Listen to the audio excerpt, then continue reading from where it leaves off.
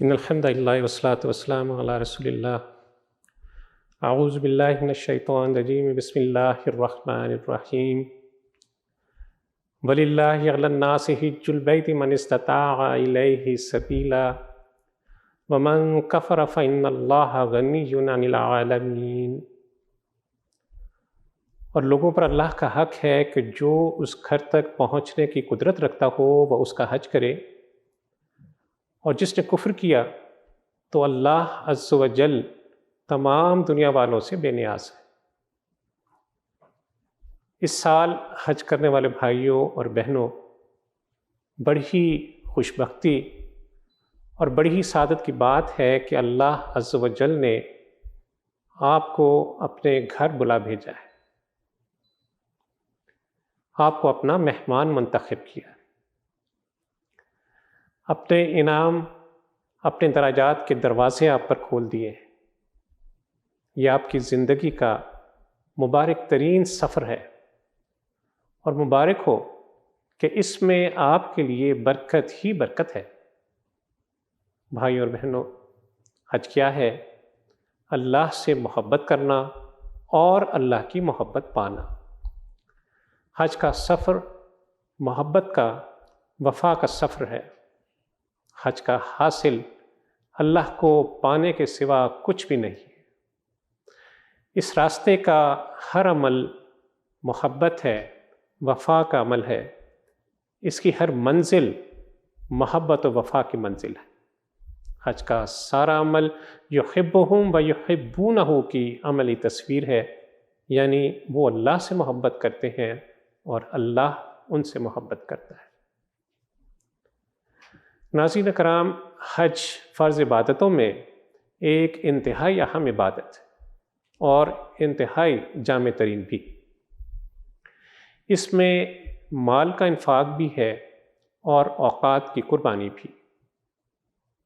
اس عبادت میں جسم کی مشقت بھی ہے اور اللہ عز و جل کا ذکر بھی۔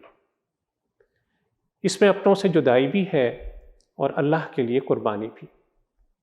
چنانچہ حج ایک ایسی عبادت ہے جس میں تمام عبادتوں کی روح کسی نہ کسی اعتبار سے شامل ہو گئی۔ حج کے معنی زیارت کرنے کے یا قصد کرنے کے ہیں۔ حج میں چونکہ دنیا کے کونے کونے سے لوگ کعبہ کی زیارت کا قصد کرتے ہیں، ارادہ کرتے ہیں، اس لیے اسے حج کہا جاتا ہے۔ حج کا سفر اللہ عز و جل کی جانب براہ راست سفر ہے، اور حج دنیا کی زندگی میں اپنے رب سے قریب ہونے کی انتہائی شکل ہے۔ دوسری عبادتیں اللہ کی یاد ہے، جبکہ حج خود اللہ تک پہنچ جانے کا نام ہے۔ کوئی 4500 سال گزرتے ہیں کہ سرزمین عراق پر ابراہیم علیہ السلام تشریف لائے۔ اس وقت ساری دنیا اپنے رب کو بھولی ہوئی تھی۔ روئے زمین پر کوئی شخص ایسا نہ تھا جو اپنے حقیقی مالک کو پہچانتا ہو۔ پوری دنیا بری طرح شرک میں ڈوبی ہوئی تھی۔ ایسے میں ابراہیم علیہ السلام نے علی اعلان لوگوں سے کہہ دیا، انی بریء مما تشرکون، کہ جن کو تم خدائی میں شریک ٹھہراتے ہو ان سے میرا کوئی واسطہ نہیں ہے۔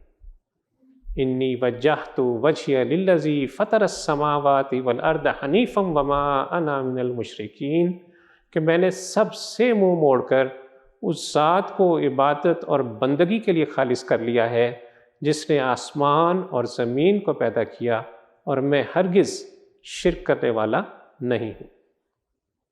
حج اسی سنت ابراہیم کا نام ہے کہ انسان سب سے منہ موڑ کر اپنے رب سے لو لگا لے، رب کو ایسا دل میں بسا لے کہ اس کو بھولتا نہ ہو، اسی کو وحدہ لا شریک جانے اور ہر وقت اسی کو راضی رکھنے کی فکر کرے۔